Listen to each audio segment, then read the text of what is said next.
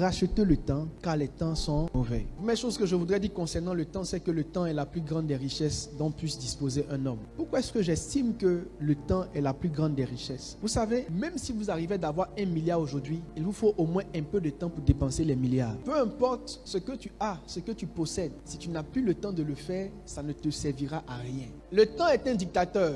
Cela veut dire quoi? Cela veut dire que tant que nous sommes en vie, le temps s'impose à nous par le principe des saisons. C'est pour ça que je dis que le temps est un dictateur. Le principe des saisons est une forme de dictature. En d'autres termes, ce n'est pas parce que tu as envie de planter l'igname que tu plantes. C'est parce que le temps te dit que maintenant tu peux planter que tu plantes. Le temps est un dictateur. C'est pourquoi il faut se méfier du temps. C'est en même temps ta richesse et il peut à un moment donné devenir ton ennemi. Celui qui rendait les choses favorables peut rendre les choses défavorables. Celui qui t'a donné le soleil du jour peut te donner la nuit. C'est le même temps, mais il vient en forme de nuit et il vient aussi en forme de jour. Laissez-moi lire pour vous un test. Psaume 90, verset 12, dit ceci: Enseigne-nous à bien compter nos jours, afin que nous appliquions notre cœur à la sagesse. L'une des vérités concernant le temps, c'est que le temps passe et il ne revient pas.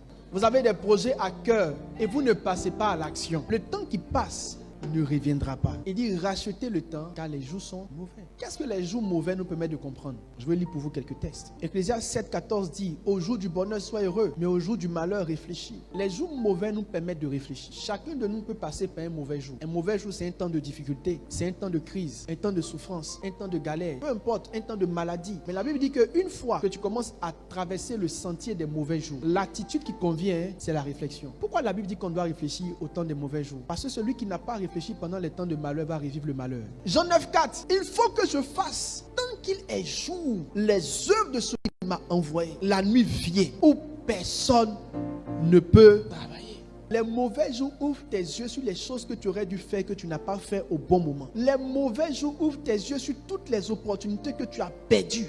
Les jours mauvais ouvrent vos yeux sur les choses que vous aurez dû faire. Mes amis, je ne sais pas ce que Dieu te met à cœur, mais il se peut qu'un jour tu te rendes compte que tu aurais dû le faire. Le besoin de formation, le besoin d'apprendre. Finis ton diplôme, vous finissez pas vos diplômes, vous finissez pas vos thèses, vous vous baladez à l'église comme des clochards au lieu d'aller finir vos thèses et vos diplômes. Un jour, quand l'opportunité va se présenter, tu vas te rendre compte que tu aurais dû faire. Ou on te dit voici l'offre, mais c'est ça là seulement qu'il faut. Et tu te rends compte que ça là, tu ne l'as pas. Ton entreprise fait des certifications pour avoir des marchés, des choses que tu aurais dû faire. Quand tu as des entrées, tu bouffes le bénéfice, tu payes des habits et tu fais le fanfaron. Au lieu d'installer ta structure, de la rendre plus solide, tu plaisantes avec. Les mauvais jours nous montrent qu'on ne peut pas tout faire à tout moment. Il dit il y a un temps pour tout, Ecclésiaste 3. Il dit que je fasse pendant qu'il fait jour ce que je dois faire. Il dit la nuit vient où plus personne ne pourra travailler. La nuit vient, il y a un temps qui vient où tu ne pourras plus rien faire. Que nos esprits s'ouvrent. Un peu de corona, tout était bloqué. Un peu de guerre, tout est bloqué. Il dit un temps vient où plus personne ne pourra travailler. Tu veux, mais tu ne peux pas. Tu veux évangéliser, tu ne peux pas. Parce que toi-même, si tu veux évangéliser, l'évangile même que toi-même tu vas trouver dehors là, c'est l'évangile des machettes et des couteaux. Les mauvais jours ont pour but de nous faire prendre conscience. J'ai constaté que la plupart des gens qui gaspillent leur vie, ce sont des gens qui vivent sans vision. David dit ceci en Proverbe. Il dit quand il n'y a pas de vision, le peuple est sans frein. Le fait de tourner en rond, de perdre du temps et de gaspiller sa vie, c'est juste le signe qu'on ne va pas quelque part. Un homme qui va quelque part n'a pas le temps de perdre sa vie et gaspiller son temps. Je l'ai dit et je le répète, à 17 ans, Joseph avait déjà une vision claire de sa vie. À 12 ans, Jésus savait qu'il était venu faire la volonté de son Père. Et toi, Dieu a dit à Abraham, mets-toi en mouvement et va vers là où je te montrerai. En vérité, personne ne connaît réellement sa fin tant qu'il n'est pas en mouvement. Donc, la fin vient en route, mais c'est le début qu'on monte au commencement. Je ne demande pas où tu veux finir, je demande qu'est-ce que tu sens que tu dois commencer. La semaine qui s'amorce, dans quoi tu seras? Tant que tu ne sais pas où tu vas, tu ne sauras pas comment gérer ton temps. L'une des grandes choses qui fait que les gens perdent et gaspillent le temps, c'est la procrastination. La capacité à remettre à demain. L'une des phrases les plus maudites de cette saison, c'est après les élections. La Bible dit ceci dans le livre de Proverbes, parlant du paresseux, parce que tous ceux qui procrastinent, ce sont les paresseux. Il dit la porte tourne sur son gond et le paresseux sur son lit. Tu es au même endroit, l'idée est là, la pensée est là, tu ne fais pas, tu ne bouges pas, tu ne fais rien, tu mets à demain.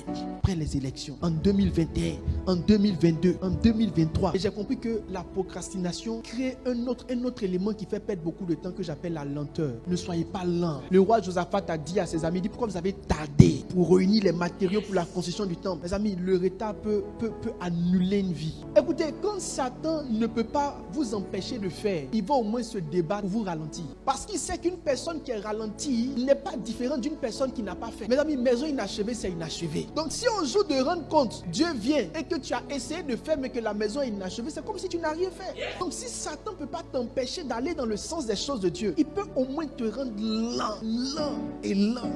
Aujourd'hui, notre challenge, c'est de racheter le temps. Et je vais te donner des clés pour connaître ou pour racheter le temps. La première clé que je veux que tu reçoives pour racheter le temps, c'est la connaissance même du temps. Il dit ceci en 1 Chronique 12, 32. Les fils d'Issachar, ayant l'intelligence pour savoir ce que devait faire Israël, 200 chefs et tous leurs frères sous leurs ordres. Mes amis, quand vous voyez quelqu'un qui est dans la bonne cadence du temps et qui est en train de racheter le temps, c'est quelqu'un qui connaît le temps.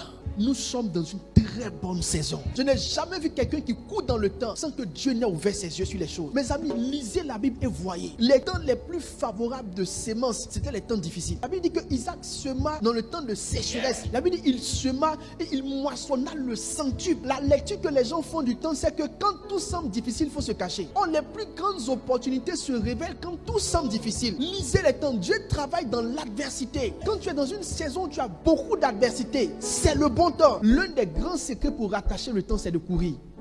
Ne laissez plus une journée passer sans avoir fait un certain nombre de choses.